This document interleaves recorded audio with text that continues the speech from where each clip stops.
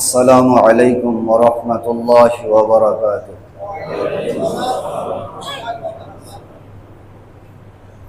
الحمد لله نحمده ونستعينه ونستغفره ونؤمن به ونتوكل عليه ونعوذ بالله من شرور أنفسنا ومن سيئات أعمالنا.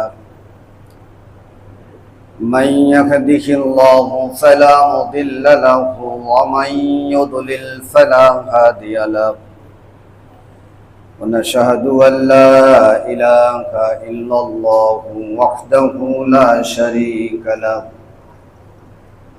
ونشهد أن سيدنا وسندنا وحبيبنا ومولانا محمدا عبد الله ورسوله صلى الله تعالى عليه وعلى آله وأصحابه خير وأصحاب وآل وسلم تسليما كثيرا كثيرا. أما بعد فأعوذ بالله من الشيطان الرجيم. بسم الله الرحمن الرحيم. ما سلككم في سقر قالوا لم نك من المصلين ولم نك نطعم المسكين وكنا نخوض مع الخائضين. قال رسول الله صلى الله عليه وسلم الصيام يوم عاشوراء أحب إلى الله أن يكفر سنة التي قبله أو كما قال عليه الصلاة والسلام. আল্লাহ পাকের দরবারে শুকর আদায় করছি, মহান রব্বুল আলামিন পরওয়ারদিগার আলম আমাদেরকে পবিত্র জুমার দিনে আল্লাহর মহান হুকুম জুমার নামাজ আদায়ের জন্য দুনিয়ার সবচেয়ে শ্রেষ্ঠ স্থান আহাব্বুল বিলাদি ইলাল্লাহি মাসাজিদুহা, আল্লাহর কাছে সবচেয়ে প্রিয় এবং সবচেয়ে সম্মানিত জায়গা আল্লাহর ঘর মসজিদ। এই আল্লাহর ঘর মসজিদ আল্লাহ আমাদেরকে জুমার প্রারম্ভেই প্রথম ভাগেই আল্লাহ তাআলা আমাদেরকে নিয়ে আসছেন। এই জন্য সেই মহান রব্বুল আলামিনের দরবারে শুকর আদায় করে আলহামদুলিল্লাহ। পৃথিবীর মধ্যে সবচেয়ে ভালো জায়গা আল্লাহর ঘর। আবগাদু বিলাদি ইলাল্লাহি ওয়া আসওয়াকুহা, আর সবচেয়ে নিকৃষ্ট জায়গা হলো বাজার। দুইটার ভিতরে অনেক পার্থক্য। আসলে তো মসজিদে আমরা এখন আসছি, মসজিদের ভিতরেতে এমন কিছু নাই যে যার থেকে আমরা দুনিয়ার কোনো কিছু ভোগ করতে পারি। বাজারে তো সব কিছু পাওয়া যায় অ্যাভেলেবেল। আমাদের জীবনযাত্রার জন্য, আমাদের জীবন যাপনের জন্য যত প্রয়োজনীয় জিনিস এগুলো বাজারেই পাওয়া যায়। বাজারকে আল্লাহ রসুল কেন নিকৃষ্ট বললেন আর মসজিদকে উৎকৃষ্ট বললেন কেন? এখানে তো কিছু পাওয়া যায় না, আসছি আল্লাহর হুকুম পালন করার জন্য, আবার ঘরে ফিরে চলে যাব। সবচেয়ে বড় কথা হলো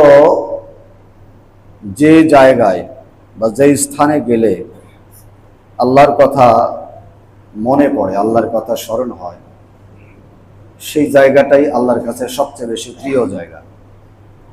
আর যেখানে গেলে আল্লাহকে মানুষ ভুলে যায়, সেই জায়গাগুলো হলো নিকৃষ্ট জায়গা। সাধারণত আল্লাহর ঘরে যখন আমরা প্রবেশ করি, প্রবেশ করার সাথে সাথেই আল্লাহকে বেশি স্মরণ হয়।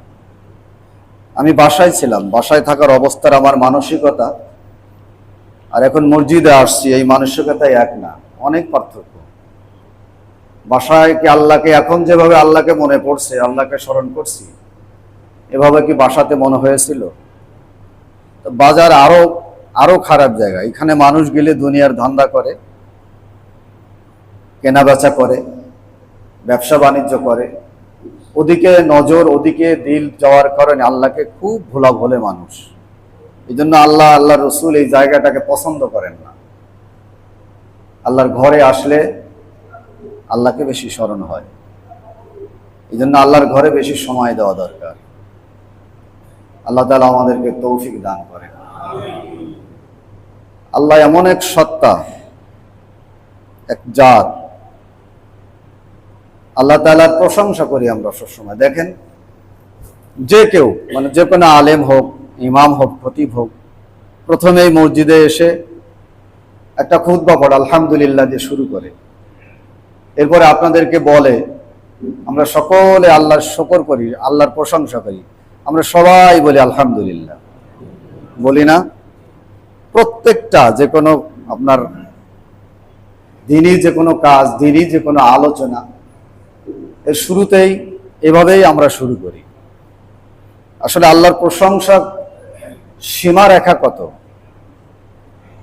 আমরা যে আল্লাহর প্রশংসা করি, আমাদের কাছ থেকে আল্লাহ কত প্রশংসা পাওয়ার অধিকারী, মানে কত বেশি পাইতে পারে। আল্লাহর প্রশংসা কত? আল্লাহ তাআলা বিভিন্ন জায়গায়, কুরআনুল কারীমের বিভিন্ন জায়গায় এসব বিষয়ে আল্লাহ তাআলা আলোচনা করেছেন। সূরা লুকমানের ভিতরে আল্লাহ তাআলা বলেছেন যে দুনিয়াতে যত সাগর মহাসাগর আছে, প্রশান্ত সাগর বলেন, মহাসাগর বলেন, আটলান্টিক মহাসাগর বলেন, এরকম সমস্ত সাগর মহাসাগরের পানি যদি কালি হয়, আর সারা দুনিয়ার যত গাছপালা বৃক্ষরাজি আছে, এই সব বৃক্ষরাজি যদি কলম হয়, আর এই কলম দিয়ে আর ওই কালি দিয়ে যদি আল্লাহর প্রশংসা, আল্লাহর গুণকীর্তন লেখা শুরু হয়, বর্ণনা করা শুরু হয়, তা কোনো এক সময় এই সমুদ্রের, এই মহাসাগরের পানি শেষ হবে, কলম হিসেবে ব্যবহৃত যত গাছপালা আছে এগুলো শেষ হয়ে যাবে, আল্লাহর প্রশংসা বাকি থেকে যাবে। কুল্লাউ কানাল বাহরু মিদাদাল লিকালিমাতি রাব্বি লানাফিদাল বাহরু ক্বাবলা আন তানফাদা কালিমাতু রাব্বি ওয়ালাউ জিনা বিমিসলিহি মাদাদা। আল্লাহ তাআলা সূরা কাহফের শেষে আরো বর্ণনা করেন, আর একটু ডিটেইলস বলেন আল্লাহ, যে যত সাগর মহাসাগর আছে, এই সব সাগর মহাসাগরের পানি দিয়ে যদি তোমরা কালি বানাও, আর আমি প্রভু, আমি আল্লাহ আমার প্রশংসা করতে থাকো, আমার গুণকীর্তন করতে থাকো, এটাকে যে তোমরা লিখতে থাকো, শুধু এটা নাই, এটা শেষ হওয়ার পরে আরো সমপরিমাণে, আরো 7টা আরো সমপরিমাণে এরকম সাগর মহাসাগর যদি একত্রিত করে তার পানি দিয়ে যদি আল্লাহ রাব্বুল আলামিনের মহান প্রভুর প্রশংসা লেখা হয়, বর্ণনা করা হয়, তাহলে সব কিছু একসময় না একসময় শেষ হবে, আল্লাহর প্রশংসা আরো অনেক বাকি থেকে যাবে। এত মহান যে প্রভু, আমরা যতটুকুন আদায় করি, আমরা যতটুকুন আল্লাহর প্রশংসা করি, এতটুকুন দ্বারা আল্লাহর এত সাগর মহাসাগরের প্রশংসা থেকে খুব সামান্য আমরা আদায় করি। যে আদায় আমরা করি এটা দ্বারা যথেষ্ট না। এই জন্য ওলামায়ে কেরাম যে কোনো কথার শুরুতেই সবাইকে বলে, উদ্দেশ্য করে বলে, সবাই বলেন আলহামদুলিল্লাহ। আমরা এখন নামাজ পড়বো, কি বলেন? জুমার নামাজ পড়বো। জুমার নামাজের ভিতরে আল্লাহর প্রশংসা হবে। সূরা ফাতিহা পড়বো না, শুরু করব আলহামদুলিল্লাহি রাব্বিল আলামিন, এই কথা বলে শুরু করব। সমস্ত প্রশংসা আল্লাহর জন্য। সম্মানিত মুসল্লিনে কেরাম, এই জন্য সর্ব অবস্থায় আল্লাহর প্রশংসা করা, আল্লাহর বড়ত্ব বর্ণনা করা, গুণকীর্তন করা, যে করে সে দামি হয়, যে জায়গায় বসে করা হয় সেই জায়গাও দামি হয়, যে সময়ের ভিতরে করা হয় সে সময় অনেক মূল্যবান সময় আল্লাহ রাব্বুল আলামিনের কাছে। তো যারা আল্লাহর প্রশংসা করতে পারে, যে আল্লাহর কাছে অনেক দামি মানুষ, অনেক ভালো মানুষ। সম্মানিত মুসল্লিনে কেরাম, আমরা মানুষ, আল্লাহ তাআলা আমাদেরকে একটা লক্ষ্য উদ্দেশ্য নিয়ে সৃষ্টি করেছেন। আমাদের জীবন, আমাদের মরণ একটা লক্ষ্য উদ্দেশ্য নিয়ে সৃষ্টি করা, দেওয়া আল্লাহ তাআলা। বডি, শরীর, আর একটা আছে আমাদের ভিতরে একটা আত্মা আছে, যেটাকে আমরা রূহ বলি, সোল। এই আত্মা, এই দুটোর সমন্বয় আমরা মানুষ। বডি আছে, রূহ নাই, অকার্য করে বডি, কোনো কাজে লাগে না। এই বডি, শরীর ঠিক রাখার জন্য আল্লাহ তাআলা আমাদেরকে দুনিয়াতে অনেক নিয়ামত দান করেছেন। বডি ঠিক রাখার জন্য, শরীর যাতে ঠিক থাকে এই জন্য অনেক নিয়ামত দান করেছেন আল্লাহ তাআলা। এই প্রসঙ্গে সূরা আবাসার শেষের দিকে বলতেছেন, ফালিয়ানজুরিল ইনসানু ইলা তুআমি, হে মানুষ তুমি একটু তোমার খাদ্যের দিকে তাকাইয়া দেখো। তুমি একটু তোমার খাদ্য, তুমি যেটা দিয়ে জীবন যাপন করো, যেটা দিয়ে তুমি বেঁচে থাকো, যা আহার করে, তুমি একটু সেই খাবারের দিকে, তোমার সেই খাদ্যের দিকে একটু তাকাইয়া দেখো। আল্লাহ দেখতে বলতেছেন। আন্না সাবাবনাল মাআ সাব্বা, আমি কি আশ্চর্য উপায়ে আসমান থেকে পানি বর্ষণ করে, আমি আসমান থেকে অনেক আশ্চর্য উপায়ে পানি, প্রথমে এটাকে তৈরি করার জন্য পানি বর্ষণ করি। আশ্চর্য উপায়ে কিভাবে? এখন রেইনি সিজন, বৃষ্টি হইতেছে, কি বলেন, মুষলধারে বৃষ্টি হয়। বলেন তো আকাশে কি পানির কোনো ব্যবস্থা আছে? আকাশে পানি আছে? এত পানি, খাল বিল নদী নালা পুকুর সব ভরপুর হয়ে যায়, একদম অঝরে ঝরতেছে। আল্লাহ বললেন না আশ্চর্য উপায়ে পানি বর্ষণ করি। এগুলো কোথা থেকে আসে?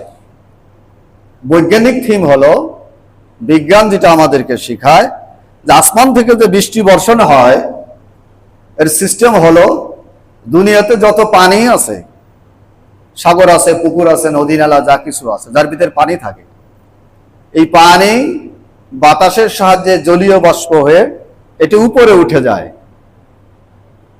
উপরে চলে যায়। এরপরে এর থেকে মেঘের সৃষ্টি হয়।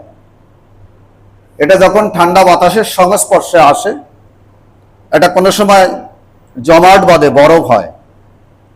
আবার এটা যখন মধ্য আকর্ষণ, একটা অবস্থান আছে আকাশের মধ্য আকর্ষণে, যখন এটা থাকে, এর থেকে যখন আবার কোনো গরম বাতাসের সাথে এটা মিশ্রিত হয়, তখন এটা আস্তে আস্তে গলতে থাকে।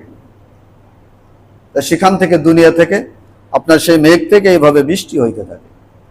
ধরে নিলাম, বিজ্ঞানের কথা সঠিক মনে ধরে নিলাম, হতে পারে এরকমের। বাস্তবতা আল্লাহ তার কুদরতের দ্বারা, আল্লাহ তার কুদরতের দ্বারা দুনিয়ার পানি, সমুদ্রের পানি অনেক লবণাক্ত, কি বলেন? সমুদ্রের পানি যদি জমিনের উপরে দেওয়া হয়, তাই জমিনে কোনো গাছপালা হবে না, সবকিছু মারা যাবে। আল্লাহ তাআলা এটাকে উপরে নেয়, আল্লাহর কুদরতের রিফাইন করে, এটাকে পরিশুদ্ধ করে, এবং এই বৃষ্টির যে পরিশুদ্ধ পানি, এটা সারা দুনিয়ার সব পানির চাইতে শ্রেষ্ঠ পানি, বেশি পরিচ্ছন্ন পানি, বেশি নিট অ্যান্ড ক্লিন পানি। এটা বিশুদ্ধ পানি, সবচাইতে বিশুদ্ধ পানি হলো বৃষ্টির পানি। এইটাকে আল্লাহ তাআলা বিশুদ্ধ করে, বিশুদ্ধ করে এরপরে যে সময় যতটুকুন প্রয়োজন, সেই প্রয়োজন অনুসারে এটা আল্লাহ তাআলা জমিনের ভিতরে পাঠায় দেয়। আল্লাহ বলেন, আন্না সাবাবনাল মাআ সাব্বা, আমি অনেক আশ্চর্য উপায়ে জমিনে কি করি, বাড়ি বর্ষণ করি, বৃষ্টি দেই। সুম্মা শাকাকনাল আরদা শাক্কা, এরপরে জমিন অনেক কঠিন থাকে, এই বৃষ্টির পানি পড়ার পরে জমিনকে বিদীর্ণ করে, এটা নরম হয়। বলেন একটানা যদি 1 বছর বৃষ্টি না হয়, 1 ফোঁটা বৃষ্টিও যদি আসমান থেকে না পড়ে, তাহলে জমিনের কন্ডিশন কি হবে? খুব খারাপ অবস্থা হয়ে যাবে, কোনো ফসল উৎপাদন হবে না, কিচ্ছু হবে না, গাছপালা শুকিয়ে মারা যাবে, পশু পাখি মারা যাবে। পানির অভাবে, পানি শূন্যতায় আমরা গরমে ছটফট করতে থাকবো, অস্থিরতা বিরাজ করতে থাকবে আমাদের ভিতরে। আল্লাহ বলেন এই জমিনটা পানি, মানে পানিটা জমিনে দিয়ে আমি আগে জমিনটাকে নরম করি। সুম্মা শাকাকনাল আরদা শাক্কা ফাআমবাতনা ফিহা হাব্বা, এরপরে আমি করি কি, এই জমিন থেকে ফসল উৎপাদন করি, জমিন থেকে শস্য উৎপাদন করি। শস্যের কিছু বর্ণনা আল্লাহ তাআলা দিয়েছেন, ওয়া আইনাবা ওয়া কদবা ওয়া যাইতুনা ওয়া নাখলা ওয়া হাদাইকা ওয়া গুলবা ওয়া ফাকিহাতা ওয়া আব্বা। কিছু নামকরণ আল্লাহ তাআলা এই সূরার এই অংশের ভিতরে বলেছেন। আমি ফসল উৎপাদন করি, সে ফসলগুলো কি, আমি এর থেকে খাদ্যশস্য তৈরি করি। আঙ্গুর এর থেকে জন্ম হয়, এর থেকে শাক সবজি হয়, এর থেকে খেজুর হয়, এর থেকে আরো অনেক ধরনের বাগান হয়। ও হাদাইকা গুলবা, আমি এই মাটিকে নরম করে বৃষ্টির পানি দ্বারা আমি সুজলা সফলা একেবারে পরিপূর্ণ বাগান তৈরি করি। ফাকিহাতু ওয়া আব্বা, ফল এর থেকে নানা রকমের ফল ফলাদি হয়। পশুদের খাদ্য উৎপাদন করি, যেটা পশুরা খায়। মাতা আল্লাকুম ওয়ালিয়ানআমিকুম, তোমরা এবং চতুষ্পদ জানোয়ার যারা এর থেকে যাতে উপকৃত হইতে পারো। আল্লাহ তাআলা আল্লাহর কুদরতের মাধ্যমে আমাদের জীবনকে এইভাবে টিকিয়ে রাখছেন। বিজ্ঞানের থিওরি হলো, পৃথিবীতে যদি গাছপালা না থাকে তাহলে মানুষও বাঁচবে না। বাঁচবে? কারণ কি, গাছ অক্সিজেন ছাড়ে, কার্বন ডাই অক্সাইড গ্রহণ করে, মানুষ অক্সিজেন গ্রহণ করে আর বর্জ্য হিসেবে কার্বন ডাই অক্সাইড বের করে। এটা যদি চলমান না থাকে, একজন মানুষও পৃথিবীতে বাঁচবে? কেউ বাঁচবে না। আল্লাহর কুদরত। আল্লাহ বলছেন বাগান তৈরি করি। বাগান কি বেহুদা তৈরি করে? সব আমাদের প্রয়োজনে, আমাদের কাজে, আমাদের জীবন টিকায় রাখার জন্য, আমাদের স্বাস্থ্যকে সুন্দর রাখার জন্য আল্লাহ তাআলা এই পরিবেশ কায়েম করেন। কারণ কি, পিছনের এত আয়োজন, আল্লাহর এত মেকানিজম আমাদের জন্য, নিশ্চয়ই তো একটা কারণ আছে। কি বলেন? পৃথিবীর কোনো মানুষ কি কোনো কারণ ছাড়া কোনো কাজ করে? করে না। সব কাজের পিছনে একটা কারণ থাকে। আল্লাহরও কারণ আছে। কারণ হলো, মা খালাকতুল জিন্না ওয়াল ইনসা ইল্লা লিয়াবুদুন। সব কিছুর আয়োজন, সব কিছুর মেকানিজম আল্লাহ আমাদের জন্য করেন। পিছনে হলো আল্লাহর গোলামি আর দাসত্ব করতে হবে আমাদের। এই কাজ আমাদের। তাহলে দুনিয়ার আমাদের শারীরিক অবস্থান ঠিক রাখার জন্য আল্লাহ তাআলা এই ধরনের ব্যবস্থা করে দিয়েছেন আমাদেরকে। তারপরেও তো শরীর মাঝে মাঝে খারাপ হয়। কি বলেন? হয় না? অসুস্থ হয় না মানুষ? ট্রিটমেন্টের জন্য ডাক্তারের কাছে যেতে হয়। আল্লাহ তাআলা সেটাও তো ব্যবস্থা করে দিয়েছেন। এটা ডাক্তার করে না। আল্লাহ তাআলা এইভাবে মানুষের ভিতরে বুদ্ধি, মেধা, প্রজ্ঞা এগুলো আল্লাহই দিয়েছেন। মানুষ সেটাকে ব্যবহার করে চিকিৎসা বিজ্ঞান বানায়ছেন। তার থেকে আমরা অনেক উপকৃত হই। এটা হলো মানুষের শারীরিক, আমাদের যে শরীর, এটার জন্য। তা মানুষের জন্য আরেকটা জিনিস আছে না, বলেন? সেটা কি? রূহ, আত্মা। আত্মা কাকে বলে? আত্মা কি জিনিস? রাসূল কারীম সাল্লাল্লাহু আলাইহি ওয়াসাল্লামের যুগে আল্লাহ রাসূলকে বিভ্রান্ত করার জন্য, বিপদে ফেলানোর জন্য কাফের মুশরিকরা বিভিন্ন ধরনের উদ্ভট প্রশ্ন আল্লাহর নবীর কাছে করতেন। যদি সঠিক জবাব দিতে না পারতেন তাহলে তারা খুব উপহাস করতেন। আল্লাহ নবী সঠিক জবাবই দিতেন। আল্লাহ নবী তো দিতেন না, ওহীর মাধ্যমে আল্লাহ জানাইতেন, সেটা আবার মানুষকে আল্লাহ রাসূল বলে দিতেন। এরকম ভাবে কাফের মুশরিকরা চিন্তা করলো, মুহাম্মদ সাল্লাল্লাহু আলাইহি সাল্লামকে নানাভাবে প্রশ্ন করি, সব প্রশ্ন জবাব দেওয়া হয়। তা আমাদের বুদ্ধি খুব কম। আমরা এক কাজ করি, আমরা ইহুদিদের কাছে যাই। ওরা খুব বুদ্ধিমান, ওরা খুব বুদ্ধিজীবী। তো ওদের কাছ থেকে আমরা একটা পরামর্শ নেই, কিভাবে কোন কথা দ্বারা আল্লাহ রসুলকে আটকায় দেওয়া যায়। পরামর্শ করে। আমাদের দেশও আছে, কি আছে না? আমরা দেশের বুদ্ধিজীবী আছে, যদি দেশের বুদ্ধিজীবীতে না কুলায়, বিদেশ থেকে আমরা বুদ্ধিজীবী আমদানি করি। কি বলেন? করি না? কোনো সমস্যা হলে সেই সমস্যার সমাধানের জন্য আপনার বুদ্ধিজীবীকে কালেকশন করি, তাদের কাছ থেকে বুদ্ধি নিয়ে তারপরে সামনে আমরা কাজ করি। তো ওই জামানায় ইহুদি যারা, তারা ছিল বুদ্ধিজীবী। সবসময় ইহুদের এক ধাপ আগায় থাকে সবসময়। বর্তমান যুগেও সারা পৃথিবীতে খুব অল্প সংখ্যক ইহুদি আছে, কিন্তু সারা দুনিয়ার টেকনোলজি, সারা দুনিয়ার চালানোর যে কারিকুলাম, এটা তাদের হাতে সব চলে। আপনি যত আধুনিক টেকনোলজি দেখেন, এর অধিকাংশ আবিষ্কারক হলো ইহুদিরা। এরা খুব পরিশ্রমী এবং খুব ট্যালেন্টেড। এরা এখনো তো সেই যুগেও ছিল, রসুলের যুগেও ইহুদিরা খুব বুদ্ধিজীবী ছিল। তো ওদেরকে কাছে যে ওরা পরামর্শ নিল যে আমরা কোনোভাবেই তাকে দমাইতে পারছি না, দিন দিন তার কাজের অগ্রগতি হইতেছে, ডেভেলপ হইতেছে, আমাদেরকে একটু বুদ্ধি দেন যা দ্বারা আমরা ওনাকে ওনার কাজ থেকে বিরত রাখতে পারি, ঠেকায় দিতে পারি। ঠিক আছে, একটা বুদ্ধি দিল, বলল যে তোমরা গিয়ে মুহাম্মদ সাল্লাল্লাহু আলাইহি সাল্লামকে জিজ্ঞেস করবা, উনি যে রূহের কথা বলে, আত্মার কথা বলে, আত্মার জগতের কথা বলে, আত্মার একটা জগৎ আছে, সেই জগতের কথা বলে, তোমাদের সামনে বলে, আমাদের সামনে বলে। তো জিজ্ঞেস করবা যে তুমি তো রূহের কথা বলো, আত্মার কথা বলো, এই আত্মা কি জিনিস, আত্মা কাকে বলে, আত্মার ডেফিনেশন দাও, ব্যাখ্যা দাও, আত্মা কি জিনিস।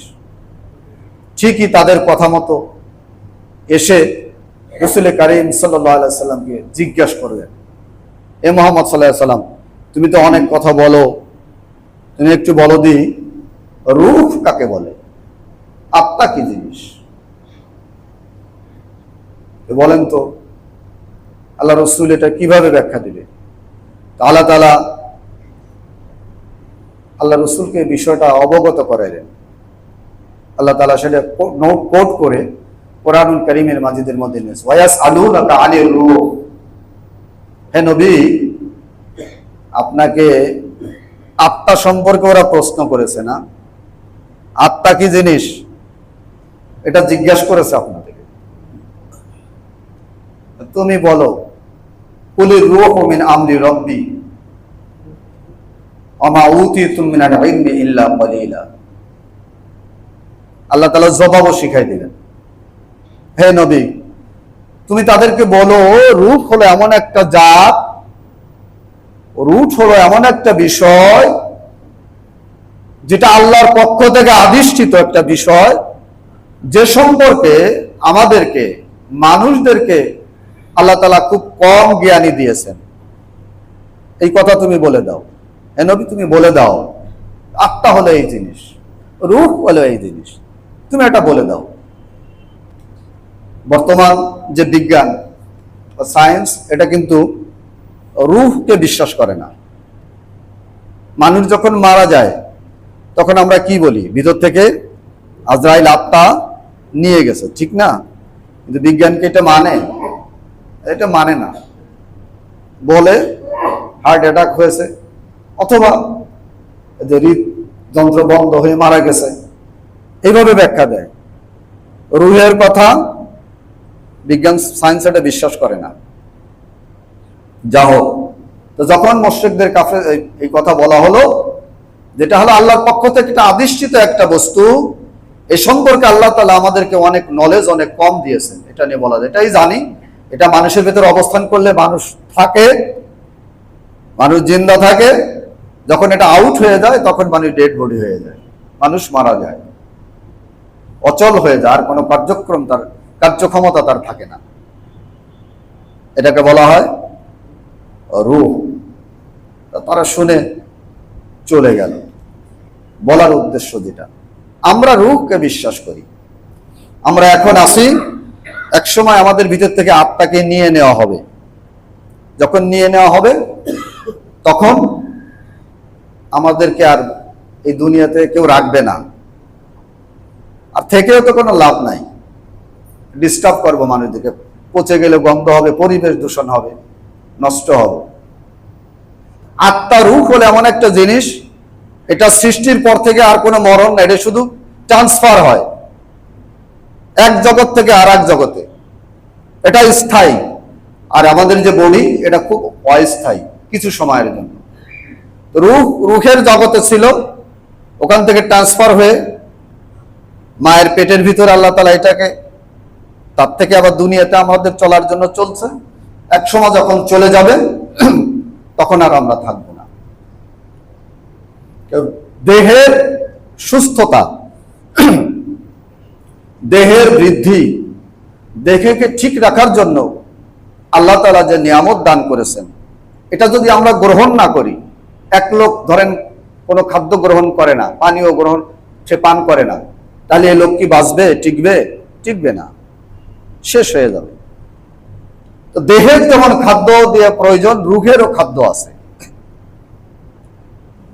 রুহেরও খাদ্য আছে। তো রুহকে আমরা বিশ্বাস করি, তাই না? আল্লাহ তাআলা কোরআনের ভিতরে বলেছেন, ইয়া আইয়াতুহান নাফসুল মুতমাইন্নাহ ইরজিই ইলা রাব্বিকি রাদিয়াতান মারদিয়া।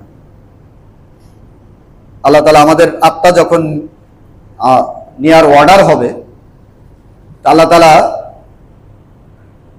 আমাদেরকে, আজরাইল এসে আত্মাকে বলবে, আমাদেরকে না। আমি যে মানুষ, আমাকে বলবে না, বলবে কাকে? আত্মাকে। ইয়া আইয়াতুহান নাফসুল মুতমাইন্নাহ, হে প্রশান্ত আত্মা, হে প্রশান্ত আত্মা, ইরজিই, তুমি চলে আসো, বের হয়ে আসো। রাদিয়াতান মারদিয়া, সন্তুষ্ট চিত্তে তুমি চলে আসো। যাদের আত্মা স্ট্রং থাকবে, যাদের আত্মা সবল থাকবে, যাদের আত্মার খোরাক দিয়ে যারা আত্মাকে ঠিক রাখতে পারবে, অর্থাৎ আল্লাহর ইবাদত বন্দেগী দিয়ে, তো বলবে যে তুমি হে আত্মা, হে রূহ, তুমি চলে আসো। আল্লাহর হুকুমে, আল্লাহর পক্ষ থেকে আদেশ হয়েছে, তুমি অত্যন্ত সন্তুষ্ট চিত্তে বের হয়ে আসো। এভাবে ডাক দিবে, আত্মা তখন বের হয়ে আসবে। ফাদখুলি ফি ইবাদি ওয়াদখুলি জান্নাতি, এর শেষের দিকে এই কথা আল্লাহ তাআলা বলেছেন। এই কথা, এই আয়াত যখন নাজিল হয়েছে, হযরত আবু বকর সিদ্দিক রাদিয়াল্লাহু তাআলা আনহুর সামনে এই আয়াতটা আল্লাহ নবী তেলাওয়াত করতেছিলেন। তখন আবু বকর সিদ্দিক রাদিয়াল্লাহু তাআলা আনহু বলতেছিলেন, হে আল্লাহর নবী, কত সুন্দর কথা, কত সুন্দর বাক্য আল্লাহর পক্ষ থেকে। আত্মা আল্লাহ তাআলা বের হয়ে আসতে বলতেছেন। আল্লাহর নবী, আমার কাছে এত ভালো লাগছে। রাসূল কারীম সাল্লাল্লাহু আলাইহি ওয়াসাল্লাম বলেন, হে আবু বকর, এই কথাটা তোমার জন্য প্রযোজ্য, এই কথাটা তোমার ক্ষেত্রেও কি এই ধরনের কথা, এই ধরনের বাক্য তোমার আত্মার সাথেও আজরাইল আলাইহিস সালাতু ওয়াস সালাম এটা ব্যবহার করবেন। কি বলেন? আমরা কি চাই না আমাদের আত্মা যখন নিবে তখন ফেরেশতা এইভাবে ডাকবে, গিয়া আইয়াতুহান নাফসুল মুতমাইন্নাহ, হে প্রশান্ত আত্মা, ইরজিই ইলা রাব্বিকি রাদিয়াতাম মারদিয়া, তুমি চলে আসো সন্তুষ্ট চিত্তে। আল্লাহ তোমার প্রতি সন্তুষ্ট, তুমিও আল্লাহর প্রতি সন্তুষ্ট। এটাকে আমরা চাই না? কি বলেন? সেরকম আত্মাকে আমাদেরকে বানাতে হবে না? দেহের জন্য দুনিয়ার সবকিছু ব্যবহার করছে, রুহের জন্য এরকম ইতমিনান মুতমাইন্নাহ, এই আত্মার জন্য আমরা কিছু করি? তেমন কিছু করি না। এরকম প্রশান্ত আত্মা কিসের দ্বারা তৈরি হয়? এই ধরনের রূহ, আত্মা, এটা কিসের দ্বারা তৈরি দিয়েছেন? আলা বিযিকরিল্লাহি তাতমাইন্নুল কুলুব, আল্লাহর জিকিরের দ্বারা, আল্লাহর স্মরণের দ্বারা, আল্লাহকে বেশি বেশি স্মরণের দ্বারা এরকম আত্মা তৈরি হয়, সৃষ্টি হয়, এরকম আত্মা বানানো যায়। জিকিরের দ্বারা আল্লাহ তাআলা এই আত্মাকে এইভাবে এইভাবে তৈরি করে রাখেন ভিতরে, যেটা ফেরেশতা এসে ডাক দিবে। এখন আমরা জিকির বলতে সাধারণত যা বুঝে থাকি, মানে যখন জিকির শব্দ আমাদের সামনে উচ্চারণ করা হয় তখন আমরা যা বুঝে থাকি সেটা হলো লা ইলাহা ইল্লাল্লাহ, কি বলেন, সুবহানাল্লাহ, আলহামদুলিল্লাহ। সাধারণত এইভাবে আমাদের মেমোরিতে কাজ করে। কিন্তু জিকির একটা সামগ্রিক শব্দ। এটা আমরা যত ইবাদত করি সব ইবাদতে জিকিরের ভিতর অন্তর্ভুক্ত। সব ইবাদতে জিকিরের ভিতর অন্তর্ভুক্ত। আমরা এখন নামাজ পড়ছি, এই নামাজটাও কি আল্লাহর জিকির। قال رسول الله صلى الله عليه وسلم بني الإسلام على 5 شهادة أن لا إله إلا الله وأن محمدا عبده ورسوله إقام الصلاة وإيتاء الزكاة والحج وصوم رمضان أو كما قال عليه الصلاة والسلام। মৌলিক 5টি জিকির আছে, তার মধ্যে প্রথম লা ইলাহা ইল্লাল্লাহ, আল্লাহ ছাড়া কোনো মাবুদ নাই। মাবুদ কাকে বলে জানেন? মাবুদ হলো আমার দুনিয়া এবং আখিরাতের সব দায় দায়িত্ব যার হাতে সম্পাদিত হবে, আমার দুনিয়ার জীবন টিকায় রাখার জন্য, পরকালের জীবন শান্তির জন্য যা কিছু দরকার যিনি ম্যানেজ করেন, তিনিই হলেন মাবুদ।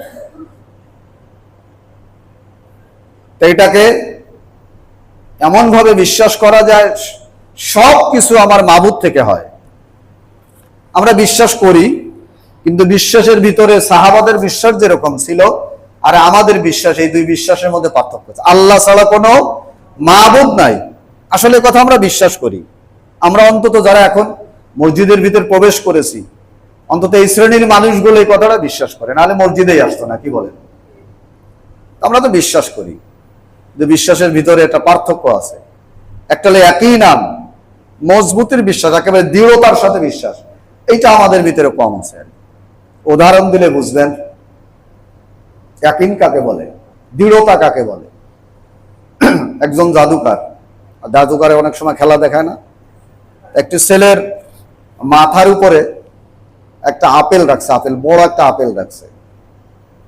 দূর থেকে ওই আপেলে, মানে ওই ছেলেটাকে লক্ষ্য করে তীর মারতেছে।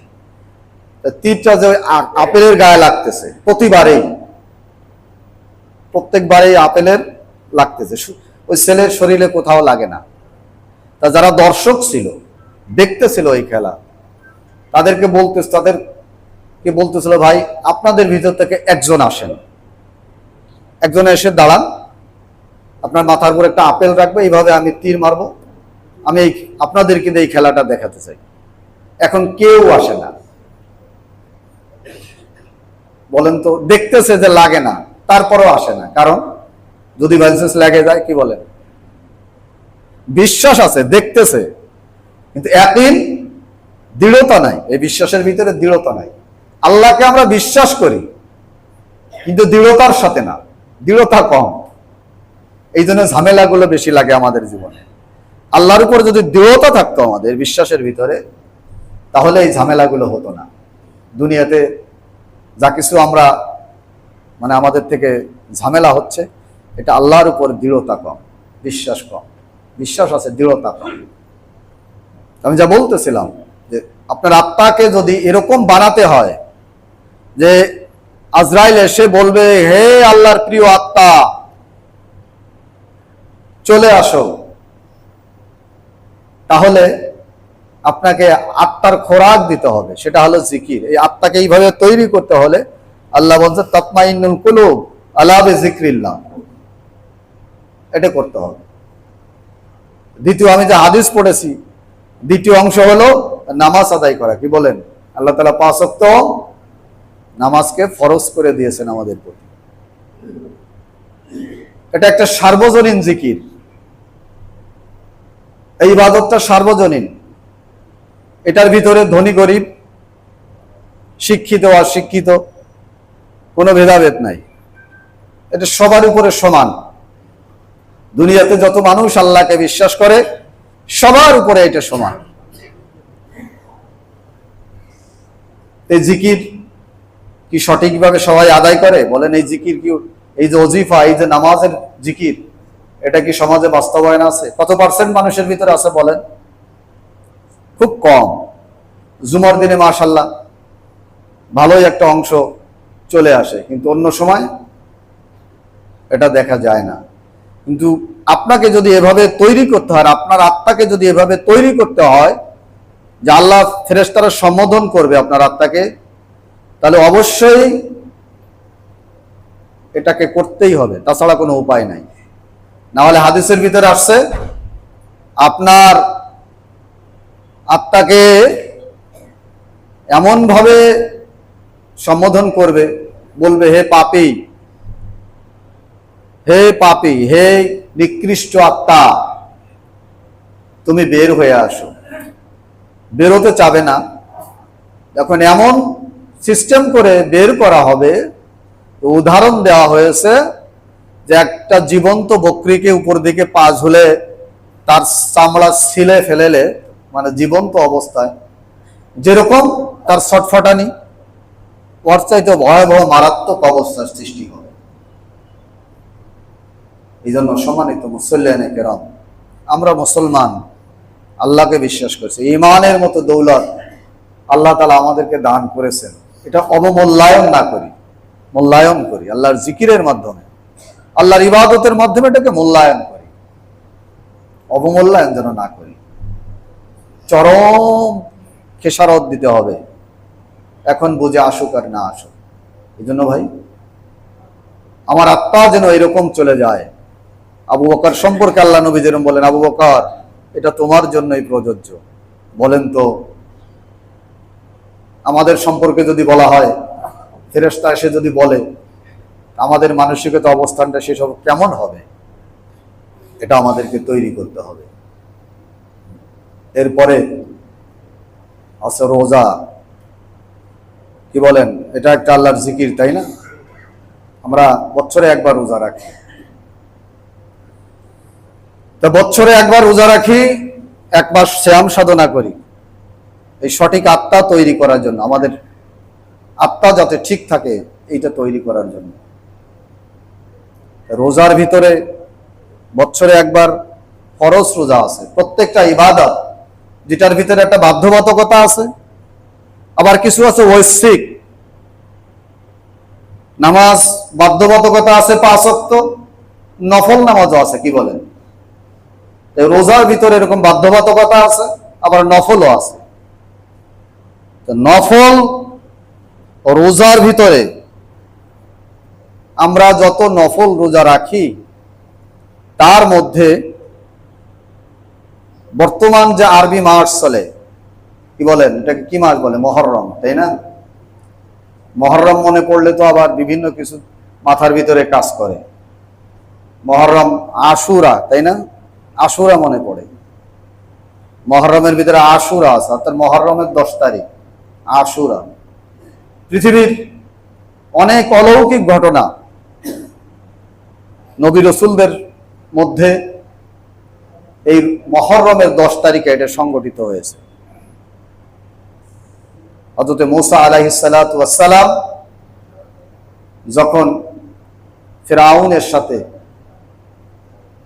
যুদ্ধ করে দলবল নিয়ে আপন জায়গায় ফিরে যাচ্ছিলেন, তখন জানেন না আপনার ইতিহাস, নদী বাড়ছে, নদী, সমুদ্র।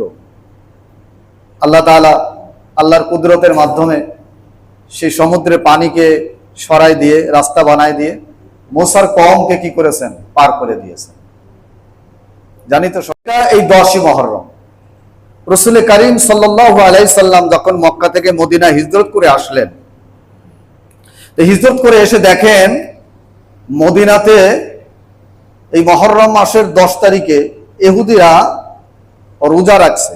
রোজা রাসূল করিম সাল্লাল্লাহু আলাইহি সাল্লাম সাহাবায়ে কেরামদের জিজ্ঞেস করলেন যে ওরা কেন রোজা রাখলো, এই সময় রোজা রাখছে কেন, এই দিনে রোজা রাখছে কেন?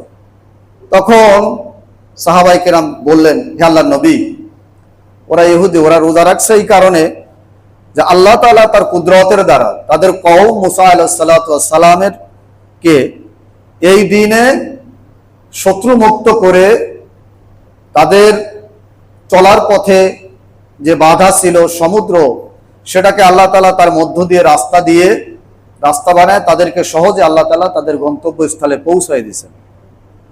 তাদের এই আল্লাহ যে তাদের এই সাহায্য করলেন, এটার জন্য আল্লাহ তাআলার শুকর আদায় করার জন্য তারা এই 10ই মুহররম, এই রহমরার 10 তারিখে তারা সিয়াম সাধনা করে, রোজা পালন করে। 10 তারিখে যেহেতু মুহররম, সামনেই আশুরা, কি বলেন না, আগামী রবিবার, এই মুহররম মাসের 10 তারিখ, এই জন্য বিষয়টা একটু আলোচনা করার দরকার, এই জন্য এই লাইনে চলে আসলাম আমি। 10 তারিখে তারা রোজা রাখে। নবী করিম সাল্লাল্লাহু আলাইহি সাল্লাম বললেন, তো ভালো কাজ, এটা ভালো কাজ। আল্লাহ নবী বললেন, নাহানু আহাক্কু বিমূসা মিনকুম ফাসামাহু ওয়া আমারা বিসিয়ামিহি আও কামা ক্বালা আলাইহিস সালাতু ওয়াস সালাম। মুসা আলাইহিস সালাতু ওয়াস সালামের কওম ইহুদিরা যখন রোজা রাখে, আল্লাহ শুকর আদায় করে, তা আমরাও তো মুসা আলাইহিস সালামের এই আদর্শ, এটা তো আমরাও ফলো করতে পারি, আমরাও তো রাখতে পারি। আমরা তো তার চেয়ে কম শুকর গুজার না আল্লাহ, তো ইনশাআল্লাহ আমরাও কি করব, এই রোজা পালন করব। হিজরতের পরে আল্লাহ রসুল এই রোজার কথা আলোচনা করলেন, তখন থেকে মুহররমের রোজা স্টার্ট হয়, শুরু হয়, অদ্যাবধি এ পর্যন্ত এর ধারাবাহিকতা চলে আসছে। আফজালুস সিয়ামি বা'দা রমাজান শাহরুল্লাহিল মুহররম। আমরা যত নফল রোজা রাখি, আল্লাহ নবী আলাইহিস সালাতু ওয়াস সালাম, আমরা যত নফল রোজা রাখি, এই নফল রোজার ভিতরে আল্লাহ নবী বলেন, রমজানের রোজার পরে আমরা যত নফল রোজা রাখি, এই সব নফল রোজার ভিতরে সবচেয়ে উত্তম রোজা হলো আশুরার রোজা রাখা। আশুরা যে রোজা, এই রোজা রাখা সবচাইতে উত্তম রোজা, ফজিলতপূর্ণ রোজা হলো আশুরার রোজা। আমরা রেখে থাকি, অনেকেই, অধিকাংশ মুসলমান এই আমলটা করে থাকে, যারা করি না তারাও করব। লাভ কি হবে করলে? আল্লাহ তাআলা, রাসূল লাভ ঘোষণা করেছেন, সিয়ামি আশুরা আহতাসিবু আলাল্লাহ আইয়ুকাফিরা সানাতাল্লাতী ক্বাবলা আও কামা ক্বালা আলাইহিস সালাতু ওয়াস সালাম। কেউ যদি আশুরার 10 তারিখে, অর্থাৎ আপনার এই মুহররম মাসের 10 তারিখে রোজা রাখে, আল্লাহ তার পিছনের 1 বছরের গুনাহ মাফ করে দিবেন। বেনিফিট অনেক, শ্রম কম, লাভ অনেক বেশি। 1 বছরের গুনাহ অনেক গুনাহ, কি বলেন? 1 বছরের গুনাহ আল্লাহ তাআলা মাফ করে দিবেন। আমাদেরকে এই মানে সুযোগটা আমাদের সামনে চলে আসতেছে, তা আমরা এটাকে ব্যবহার করার চেষ্টা করব, এটাকে আমরা সঠিকভাবে রোজা রাখার চেষ্টা করব। আশুরার আরো কিছু আমল আছে। আল্লাহ নবী আরেকটা নির্দেশনা দিয়েছে, বলেছে যে মুসা আলাইহিস সালাতু ওয়াস সালামের কওম ইহুদিরা যদি একটা রোজা রাখে, তাহলে কি করবা তোমরা? যেহেতু ইহুদিদের সাথে আমাদের একটু ডিফারেন্স আছে, তো তোমরা 2টা রাখবা, হয় আগে 10 তারিখের আগে অথবা 10 তারিখের পরে মিলাইয়া তোমরা 2টা রোজা রাখবা। এই রোজার দ্বারা আল্লাহ তাআলা আমাদের 1 বছরের পিছনের সব গুনাহ খাতা মাফ করে দিবেন। বহুত বড় কথা। গুনাহ মাফ করা মানেই তো কি বলেন, জীবন ধন্য হয়ে যাওয়া। গুনাহ যদি না থাকে তো সবকিছু পেয়ে গেলাম আল্লাহর পক্ষ থেকে। এই দিনে আরেকটা আমল আছে, সেটা হলো সময় যেহেতু শেষ হয়ে আসছে, এক কথায় শেষ করে দিব। আর একটা আমলের কথা বলি, সেটা হলো পরিবার পরিজনের জন্য যদি কেউ এই দিনে পর্যাপ্ত পরিমাণে ব্যয় করে, খরচ করে, তা আল্লাহ তাআলা তার এই খরচের সামর্থ্যকে আল্লাহ তাআলা বাড়ায় দিবেন। বুঝেন না? আপনার পরিবারের জন্য ব্যয় করবেন, অত উত্তম খানা পিনার ব্যবস্থা করবেন, আল্লাহ তাআলা এই খরচের বদলে, আমি আমার পরিবারের জন্য করব, আল্লাহ আমাকে কি করবেন?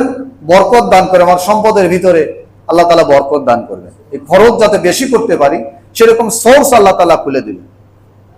তাহলে এটাও একটা আমল, কিন্তু বাড়াবাড়ি করব না, কোনো কিছুর ভিতরে বাড়াবাড়ি করবো। আমাদের দেশে আশুরা নিয়ে অনেক বাড়াবাড়ি আছে।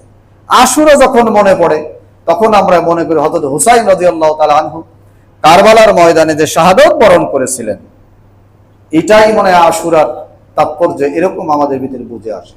আপনারা বলেন তো, হুসাইন রাদিয়াল্লাহু তাআলা আনহু শাহাদাত বরণ করেছিলেন, মানুষ যখন মারা যায়, মারা যাওয়ার পরে তাদের কল্যাণের জন্য, সেই মৃত্যু ব্যক্তির কল্যাণের জন্য যারা জীবিত থাকবে তারা কিছু করবে, এর একটা দিক নির্দেশনা ইসলামে আছে না? হাদিসে আছে, জামাআতাল ইনসান ইনকাতা আমালিন ইল্লা মিন সালাস সাদাকাতুন জারিয়া আও ইলমুন ইনতাফাউ বিহি আও ওয়ালাদুন সালিহুন ইয়াদউ লা। পরিষ্কার ডিক্লারেশন আছে, মানুষ যখন মরবে কি করবেন? কবরের উপরে যে এক গাদা ফুল দিয়ে আসবেন, ঠিক না? এর বৈজ্ঞানিক কোনো ভিত্তি আছে? বিজ্ঞানের কোনো ভিত্তি আছে? আপনি এক গাদা ফুল দেবেন, বিজ্ঞান এটা সাপোর্ট করে যে ফুল দিলে তার আত্মা শান্তি পাবে? ধর্মও কোনো সাপোর্ট করে না, দিনও কোনো সাপোর্ট করে না। এটা আপনি আপনার মাইন্ড স্যাটিসফাইড শুধুমাত্র, আর কিচ্ছু না এর ভিতরে। যার জন্য করলেন ওর 2 পয়সারও কোনো কাজ হবে না। কিন্তু আল্লাহ রাসূল দিক নির্দেশনা দিচ্ছেন, যখন মানুষ মারা যায় তার সব আমল বন্ধ করে দেওয়া হয়, 3টা আমল জারি থাকে। সাদাকাতুন জারিয়া, সে যদি কোনো কল্যাণমূলক কাজ দুনিয়াতে করে রেখে যায়, তার দ্বারা মানুষ ফায়দা হয়, উপকৃত হয়, তাহলে সেই উপকৃত হওয়ার কারণে তার একটা সওয়াব, তার কবরে পৌঁছায় দেওয়া হবে। যখন নেক সন্তান কেউ রেখে যায়, আল্লাহর সামনে হাত তুলে যখন দোয়া করে, রব্বির হামহুমা কামা রব্বায়ানি সগীরা, তখন সরাসরি আল্লাহ তার কবরের দোয়ারের ফজিলত আল্লাহ তাআলা পাঠায় দেয়। কেউ যদি কাউকে ইলমে দ্বীন শিখায়, একটা দোয়া শিখাই দিল, সূরা শিখাই দিল, কালেমা শিখাই দিল, নামাজের নিয়ম কানুন শিখাই দিল, যতদিন পর্যন্ত ওই ব্যক্তি ওই শিখানো আমল দিয়ে আমল করবে, সেই তার আমল থেকে একটা অংশ ওই মৃত্যু ব্যক্তির কবরে পাঠাই দেওয়া হবে। এখন স্পষ্ট দিক নির্দেশনা দেওয়া আছে, আমরা যা কিছু করি আমাদের মন মতো করে করি, এর দ্বারা মৃত্যু ব্যক্তির 2 পয়সার কোনো লাভ হবে। এই জন্য ভাই, আমরা ইসলামের ভিতরে থেকে রসুলের দিক নির্দেশনা মোতাবেক হুসাইন রাদিয়াল্লাহু তাআলা আনহুর জন্য যা করা যায় সেটাই আমরা করব। ওই হাই হোসেন কেটে ফেটে একেবারে চৌচির করে বিভিন্ন ভাবে এগুলোকে মিছিল তাজিয়া করে বিভিন্ন রকম, এটা একটু ইসলাম এলাও করে না, কোনো সাপোর্টও দেয় না। এর দ্বারা হুসাইন রাদিয়াল্লাহু আনহুর কোনো লাভ হবে না, পরিবারেরও কোনো লাভ হবে না। এই জন্য আমরা আশুরাকে এইভাবে আমরা পালন করব। আল্লাহ তাআলা আমাদেরকে তৌফিক দান করেন। ওয়া আখিরু দাওয়ানা আলহামদুলিল্লাহ।